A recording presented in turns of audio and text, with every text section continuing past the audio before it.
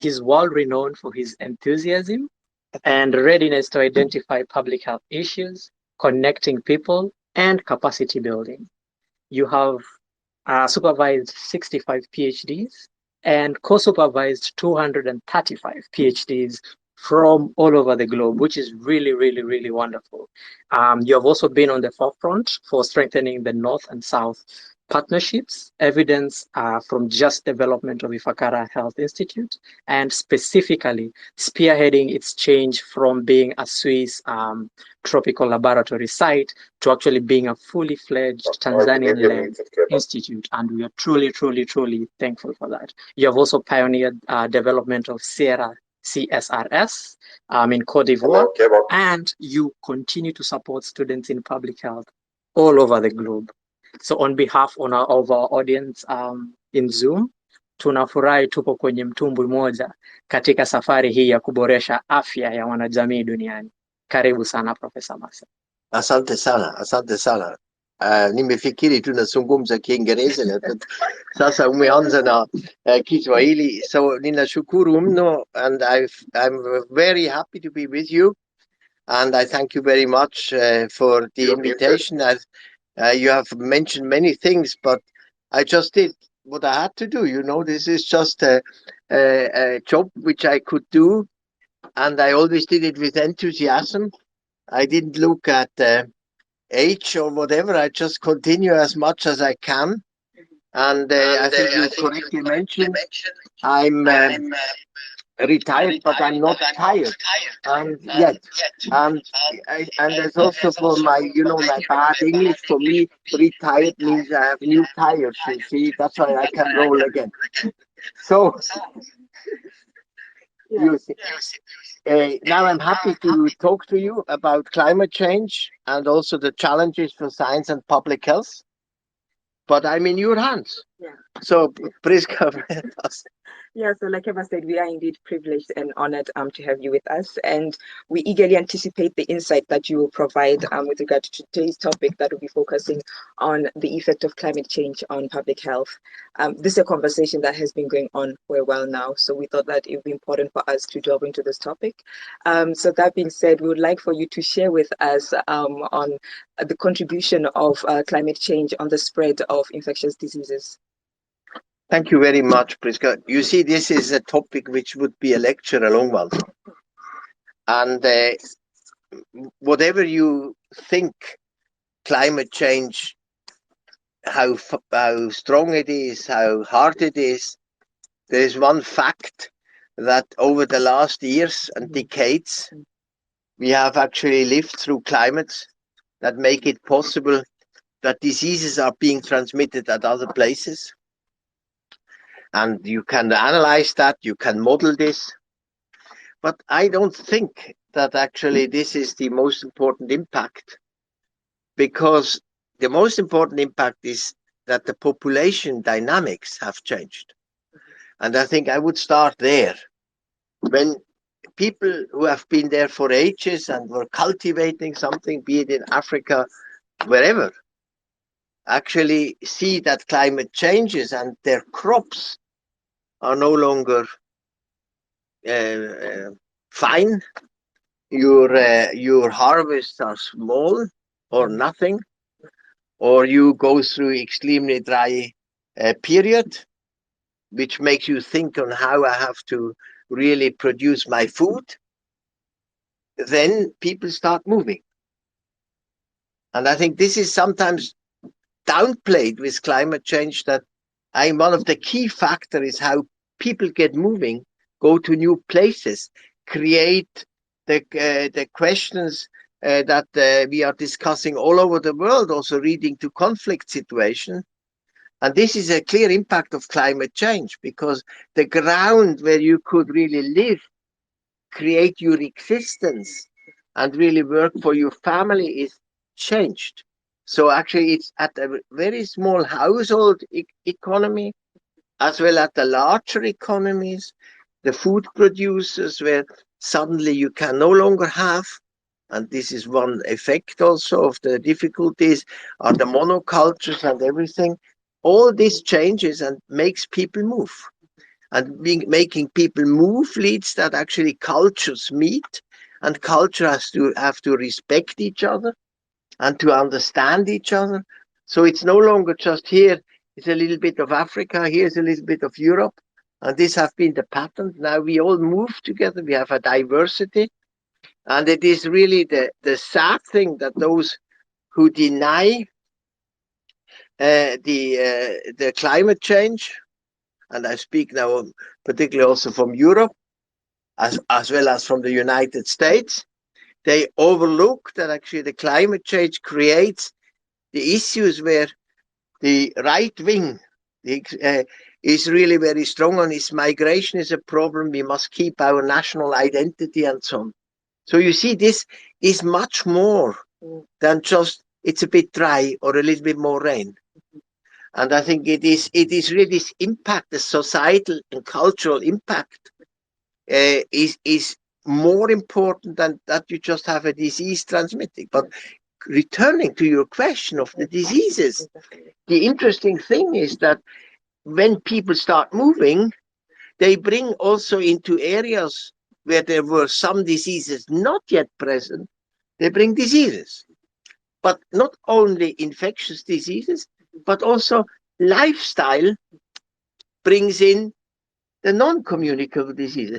So you see, you have the whole bazaar together as a big problem, and you therefore should not talk for one causality, climate change, but actually the web of causalities, what it creates.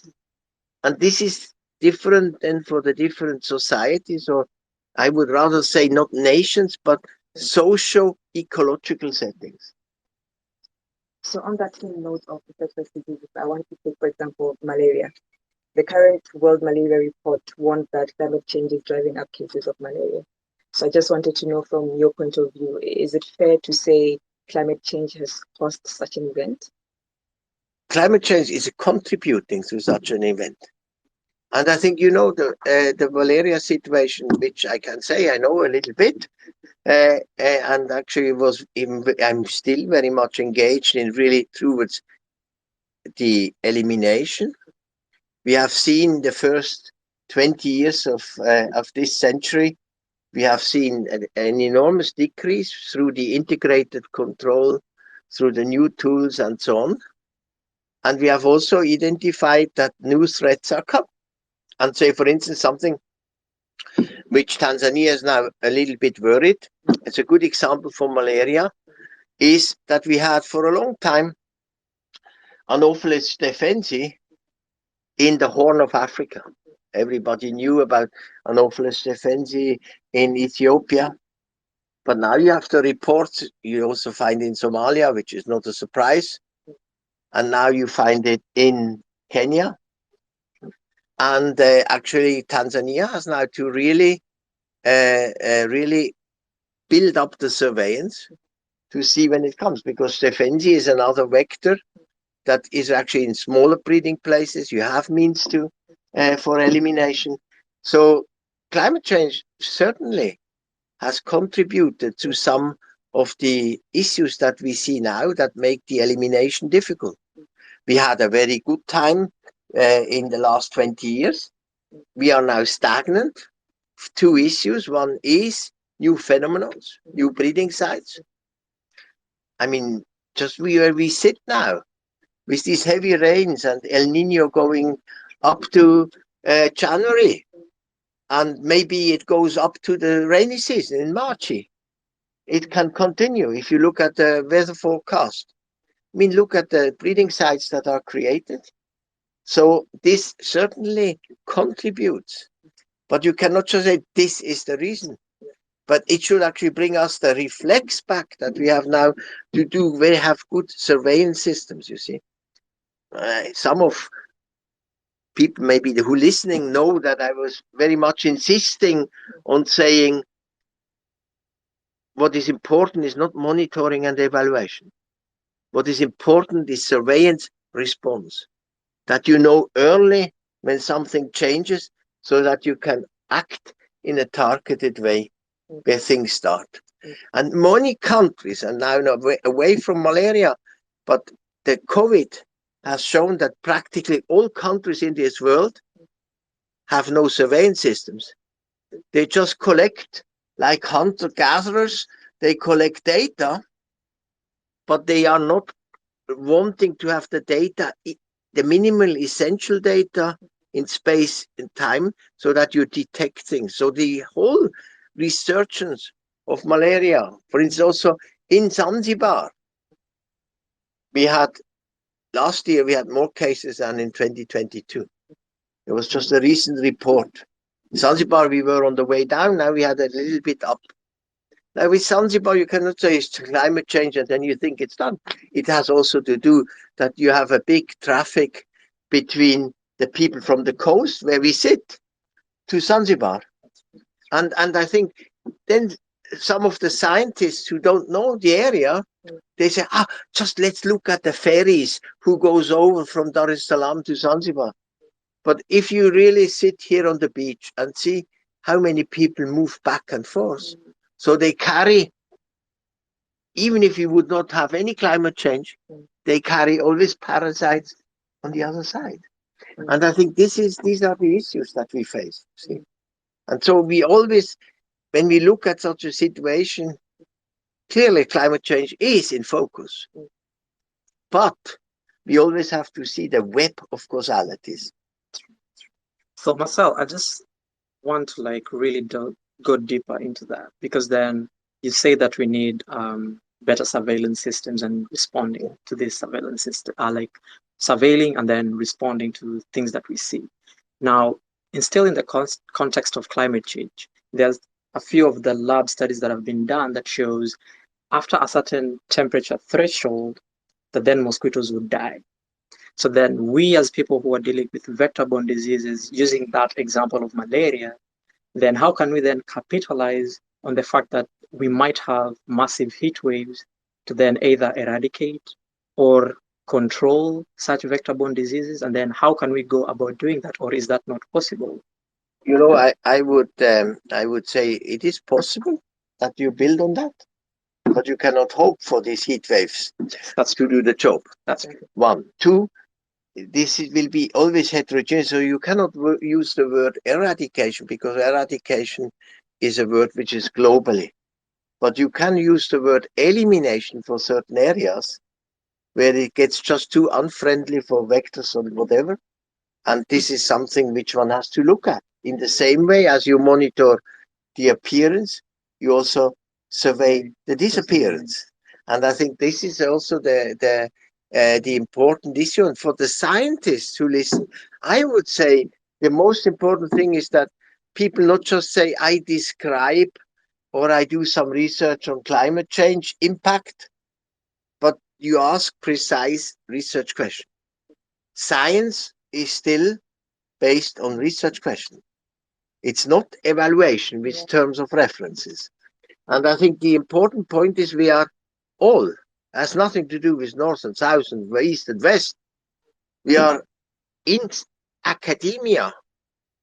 And I think I can say that, having been now for over 4 decades in science, many scientists are no longer used to ask a real research question with an underlying hypothesis.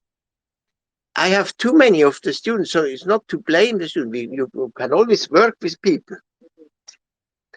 But you then actually say, but what is you know, when we were recruiting, for instance, also here in Tanzania, people say, I'm interested in immunology.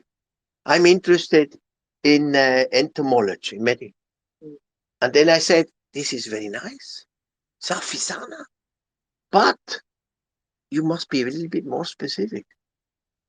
And I think this is where you then start asking these questions in a certain area to close your search. Do I have actually a situation by which the climate change is changing the transmission situation? So you're not just saying, is it hot enough that vectors die, but it's the transmission. For the infectious diseases, we must see, is it transmission that changes? Because then you are, when you put your eyes on transmission, then you can monitor ups and downs in transmission, and you can also then, in a targeted way, say, here, I want to stop transmission with intervention package. In non-infectious diseases, what you dare survey is actually lifestyle changes. I mean, not here, but also starting with the build-up of the middle class. Also here, we have a situation, but more in the Middle East. If you really look at the epidemic of, I would like to say that, of really overweight people, and actually of the unhealthy people and overweight leading also to coronary heart diseases. So there the surveillance is not on transmission, but on rapid lifestyle changes, you see. And I think with this, we can capture a little bit more what happens in the different societies, and we relate it to the backbone, to the climate. That's true. Just one more question on them, because you say that we should be more focusing on monitoring transmission of these diseases in terms of how then climate change occurs. So in your own opinion, do you think then in the African context, countries, will then there be a rise in terms of vector-borne diseases due to climate change? Will it decrease? Where can we then focus more on as an African continent to like really eradicate these diseases? Because I think we bear most of the burden. You see, it is maybe a too general question, because you cannot treat all the communicable disease in the same way. And there is, when you go to the literature, and this is now not the talk where we do that, but I mean, you find a lot of literature that shows the spread, let's say, of the mosquitoes. It also shows how with dryness, I mean, intermediate hosts like snails also change. And one fact is that a drier period leads that some of the snail species we lose, and so on. So you must actually really, as I said before, have specific questions. But the general tendency is right, and it's again surveillance that shows you, not just looking at the best available data. You know what the abbreviation is of best available data? Bad. Best available data is bad. So better go for surveillance instead of just best available data.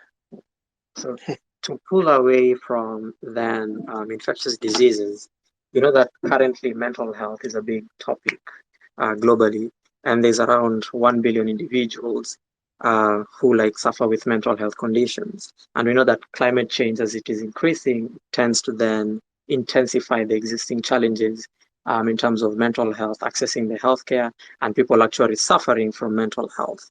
So could you elaborate a bit on the effect of climate change on mental health, focusing more on low and middle income countries? And then it's also nice to note that almost 3 out of 4 individuals in low middle income countries suffer from mental issues and don't have access to mental health care. Yes, I think here you touch on a huge problem. And it's not just currently, it is actually been for a long time. And I remember now 40 years back that we asked in IFAKARA the mental health question. And then people said, no, this is not a problem. We have a very nice network of traditional healers, spiritual healers, and they take care of that one.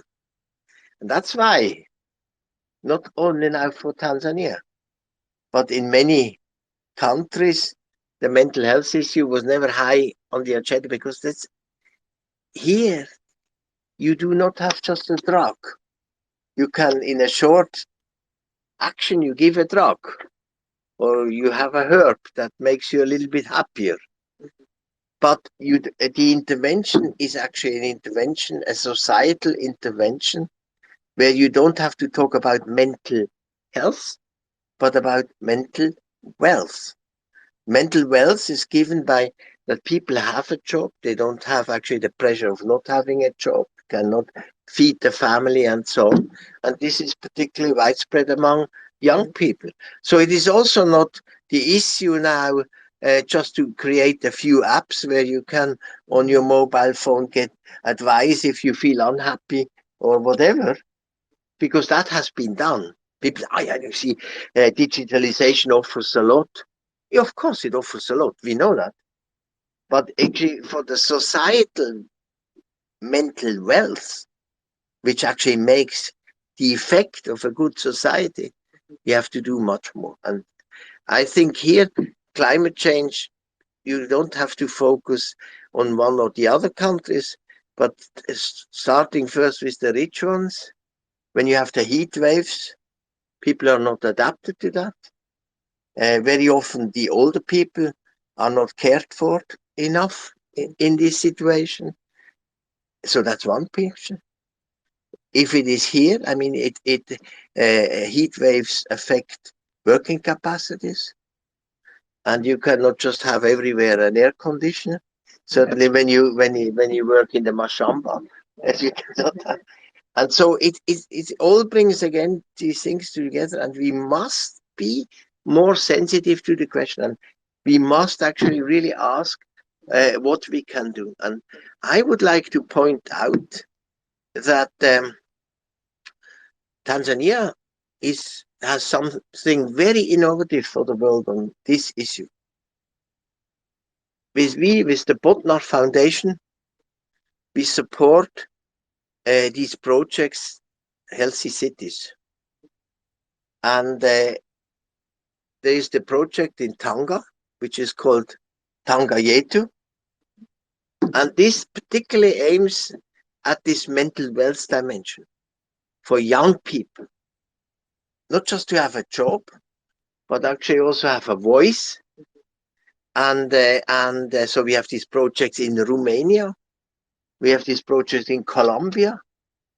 We invest a lot of money for these areas. And I think all the Tanzanians should really once go and see what Tanga Yetu means, because it's not only Tanga as urban, because as we know all, urbanization means also the influx and the link with the peripheral and the rural areas around. And that's where such issues are tackled. So our former director of the Ifakara Health Institute, Hassan Mshinda, is now a little bit the animator, stimulator, and in inverted commas, father of this Tanga Yetu. And this would offer for scientists who are interested in this area a wealth of inspiration on how we can tackle these mental health wealth issues. So you are here at the forefront. You just should pursue this. So basically, you should carry it into the other areas, in the rapidly growing town like the Morogoro area and so on. But also and also going to the capital in Dodoma and so on. I think this is something which gives an answer to what you said. It's really how not just to think of the wonder drug for mental health that you take because it gets too hot or too cold in other areas. It gets too cold, you see. And I think it is really rebuilding the society and building it with the young generation, not with generations like me, but with the young generations, because for them this will be a very important issue. That's true. So just to then pull away to that, because when you started to talk, you told that we should think about population dynamics and the way that climate change and some of the actions that result from that cause people to migrate into different regions. So we expect that then climate change will definitely affect the quality of healthcare delivery systems and the access, especially in low middle income countries, as we begin to experience it much more. So then what are the gaps that you think are in our current health systems that we should start working on to just really make our health systems climate resilient, or when then those impacts for climate change really start to hit us, that then we can be able to handle that burden with the health systems? Then it's too late. You have to start now. We are closing the circle to the teaching course that runs right now here in Bagamoyo. And we are, and this is okay, the first thing you have to do is you think as a system and you don't think about diseases. Secondly, you think what actually the system must deliver. And I think a lot of, and it's very interesting, we had last week Dr. Ntuli was here, the new director of preventive services, and he in a similar way asked this question. So basically we have actually to think of how climate change will change the utilization of our services. And this means that some of the standards that we have a dispensary for 10,000 people and maybe a health center for 50,000 people or something like that, they are no longer valid. So it is actually to think already now on the capacity we need also in man and woman power in order to deal with these issues. So therefore I say we are too late if we wait until we are facing the problem. So it's really to go through that one, not only in structures, but go back to the system functions. Because, you know, health system thinking is not talking about endpoints, it talks about processes. And climate change influences these processes. And we actually should, not with wild modeling, but we should anyhow have a projection, as Tanzania does now, with the Tanzanian development plan that they want to establish for the next nearly 10 years, then this must have a place. Changes of utilization means changes of your service offer. It means changes in the human resources setup.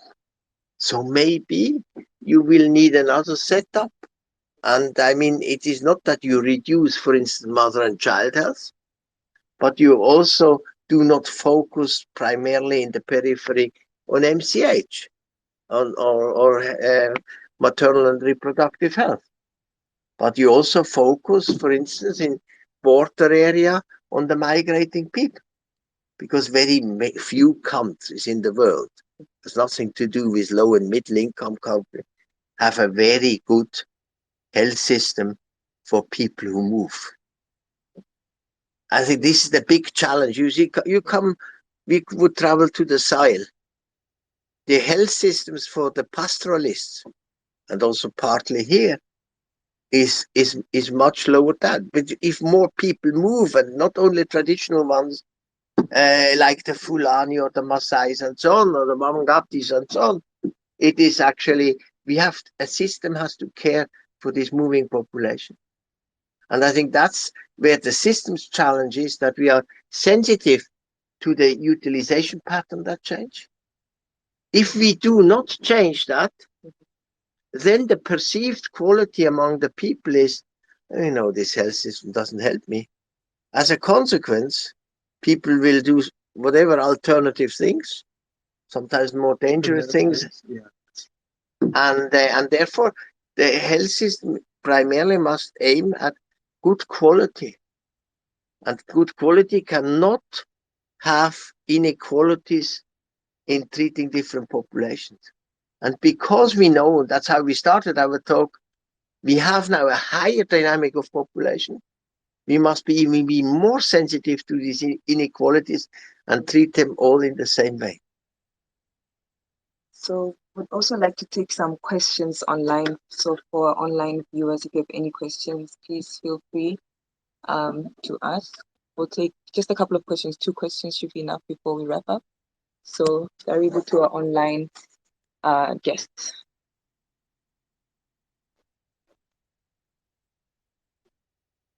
Questions? It's quiet. Very quiet. While we wait on them to give us a response on that. So then, just to quickly think about policies, do you then have any insights or whether these policies already at the international level that have been set up or being processed to help coordinate responses to climate change, whether if, for an instance, it reaches to the level that it's a global crisis in a similar manner to the way COVID-19 was? I would say that the policy level is adequately served. And that sounds maybe for some people not satisfactory, but there's one thing which one should see. It's not the policy on the global level that is very important. The global level, we identify what we want to do. We have the climate aims, we have the SDGs, and but God knows what.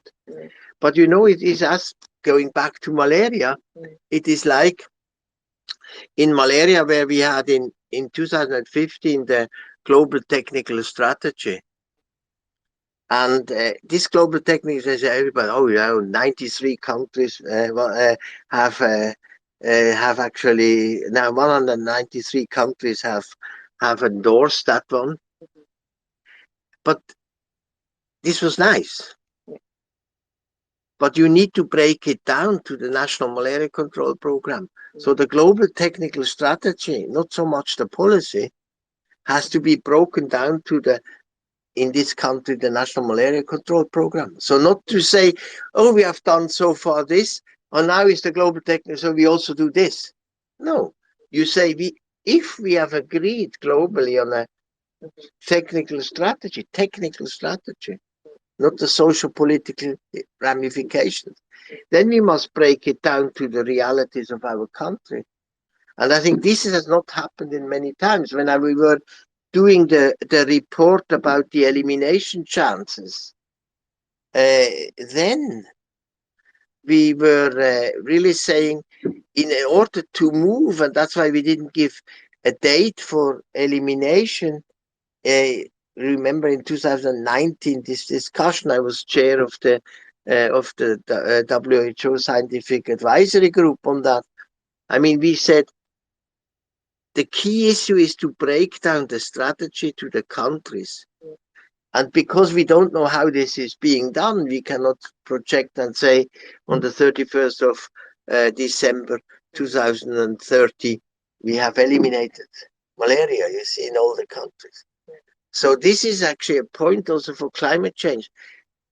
We have this global policy and strategy discussion, but a lot of work has to be done in the country for the government to make such a policy livable for the country with what you have. And development, we talked about the development plan. And the second thing is also then to see investments are needed when in order to move this forward. So I think this is would be the advice, and I would say that for the question you discuss, climate change, health, and so on, with the new director of preventive services, you have a perfect person that has this sensitivity, and there the big work is to bring this transmission belt from science to policy and science to society. And I think there we must emphasize. So therefore, the work you do is very important to turn this transmission belt in order to really go from science to policy and to society. Thank you, Professor Marcel. So we have quite a number of questions here. So there's one that's asking how the climate change will affect the current health financing architecture, given that you're talking about change of utilization and the need of more quality, which will impact the expanding services and infrastructure. Yeah, this is again a lecture in itself, you see. I mean, but you would actually leave climate change away. Yeah. All this question of utilization change, whatever the cause is actually always challenging how to maintain, remain in Tanzania, a pluralistic health system. And what is the participation of the government? What is the participation of the private sector? And what is the participation of the patient? And I think this needs to be renegotiated with a new dynamic. And I think this is something which is not occurring in many countries. Many countries say, oh, we have the utilization, we have this problem, we need more money. Okay, But actually, what for? You must then target what we discussed before, money that goes into, let's say, the migrant, the moving population. And not just always say, and now this can be dangerous, mother and children are the risk group. Of course they are the risk group. They're vulnerable. But we have more vulnerability groups in a country. And that's where you must invest. You must not have a project for refugees, a project for the Maasai, but you actually must make an investment for the Maasai. You must make an investment for this moving population. And I think the most important thing in the architecture has to change, that we actually see a development of a system, as we discussed before. And secondly, that the government does not finance projects or systems, but makes investments. So basically, even if some people don't like this term of investment, but that's once how we can tackle the big questions like climate change, energy, and by making investments. We do not solve it by financing a few projects and financing a few scientists. So then a question asked here, what would you consider as the priority research questions around climate change? What do you think are the key questions that we at IFAKARA and our partners should focus on? Yes, it's very interesting. I like this, that actually, I think this, first of all, I would say, sit once together and not just listening to such a emission, but sit once together and ask is really a question that where we don't do as others do, and where we really can contribute. And one of the first questions to contribute is what we discussed for quite some time, is the surveillance system. How do I establish for 900,000 square kilometers a surveillance system that we have the minimal essential data, not the best available data, the minimal essential in space and time, that we detect when things change? That is a fascinating question. And that requires very good science and a very good insight in your country. Because with this, you also come to the question that you ask about the spread of vectors or disappearance of vectors. So the surveillance system is a key thing with all what we have discussed. And that's where the science could make wonderful contribution. And among them, you have then a whole set of other questions that we can discuss when we are all together, maybe here once. Cool. So I guess this marks, let me just take one last question, Professor Marcel, before we wind up this talk. So the problem of researchers missing skill to define the actual problem that will be addressed by their project, it may be due to emerging new field of climatic change and its associated factor impact. What is your suggestion when researcher wants to investigate the problem in the new emerging problems associated with the impact of health? All the sciences should, first of all, not just describe, but actually really have, in a sense of purpose-oriented research, ask research questions. And I'm sorry to cut you off, Marcel. I think when you say purpose-oriented, could you... The purpose is to contribute to the understanding of the causality of climate change, or contribute to the understanding where something changes. So this is actually, and purpose-oriented research can be basic research and can be implementation science. It can be both. But the thing is, actually, you really ask the question like a child. You know, as a child, we are the best scientists because we are curious, most of the children. And I think the curiosity is the best driving force for creativity, and not planned creativity. And I think because the climate change, as you could hear now, has so many causes, has so many issues, so then you actually not choose something where a big professor, expert, or God knows what says what to do, but you actually say, where I am curious, what would I have liked to know for a long time? And then you come up with this question, and then you then see, did anybody already study this? And if you find out there are very few or none, then you are at the front of research. If you find out that the hundreds have done the same study, then you leave it, because then it's me too research, you see. And that's how you develop. You see, one thing which has carried me always through life is the joy to discover. This is curiosity. It's a triangle. Joy to discover, the joy to share, that we teach, that we talk. This is a joy, number 2. And the third one is the joy to be part of implementation. I've never liked just to write a paper and say to others, now you have to do something. You see. And I think with this, the person who asks this question will find a way. Be curious like a little child that wants to discover the world. Focus on your climate change impact. Don't do something that others have done for a long time. And then be happy to share your ideas with others. And then we have a wonderful contribution. Thank you so much. So I still want to ask you one more thing. There's something that you talked about implementation research. And so then I'm thinking about then the question that I asked you about health systems in the low middle income countries. So what kind of implementation research can we go about with health systems that can help us then see that our systems will be climate resilient?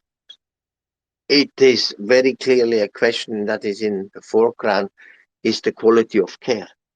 Not the technical quality of care, but the perceived quality of care, how people feel about it. If we talk about the many groups that move, one of the key implementation research is not just to count people who go to a health system, but how they feel about your health system. Because out of that, you learn a lot on how to structure the health system, to prepare.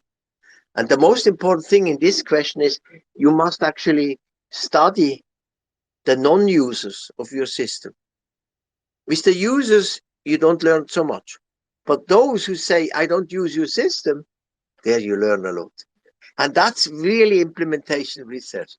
Where there is nothing, you learn more than where there is something. The non-users. As an example. Thank you so much. So just a closing question, Professor Marcel. This is from the online audience as well. This person is asking the effect of climate change on growth and cognitive development of children. Which interventions would you recommend to adopt in our local setting? I mean, this is the point again, as we discussed on mental wealth. Okay. This goes into the mental health and wealth situation. I mean, measures are also the rational use of our artificial intelligence as well as of our mobile phones and the internet. I think you actually here have huge interventions at the education level, that we have a more rational working, you know, that you become addict actually to, I mean, it's important that you are informed about what happens in the world, but that you are actually in these different bubbles of truth and half-truths and sometimes fake. I think this actually disturbs people in all stages of development. And I think this is where also and it's very good that this question comes. We now talked about health and climate change, but education and climate change would be another topic we could talk a lot, because that's where you would also get a lot of insight. What can be done, not just what is the problem, but there can be done a lot. It's not just the science that has to fix it all, or even if it is a totally transdisciplinary science, but we have really, besides health system, we have to look at education system, at the whole social system, and that would actually help us. And this is very good, this question, because it shows we cannot remain in our health sector. We really have to look across. We remain with our roots, what we can do, because we can't do everything, but together we can do a lot more. Okay, so this marks the end of our discussion. Thank you so much, Professor Marcel, for giving us insight on this area. We are thrilled to have had this conversation with you, and I believe these are conversations that should be kept alive, not just talked about once, but also we should also find ways to mitigate these challenges that we are facing.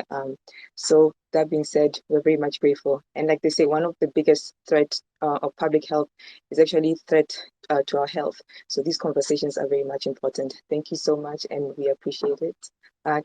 Kyeba, any closing remarks from you? I would just like to say thank you to Professor Marcel. It's been very enlightening, and thank you so much. No, I have to thank you. And I think we take it up. You see, the key principle of all this is mutual learning for change. We learn together. Unimportant how much one contributes, but together we make a difference across systems and culture. And we take it up when I come next to Tanzania. We discuss again, and then you can tell me what all was wrong, what I told you, and we move. Thank you so much, Professor Marcel, and we also want to thank our online audience and the organizers for making this event a success. Thank you and have a wonderful day.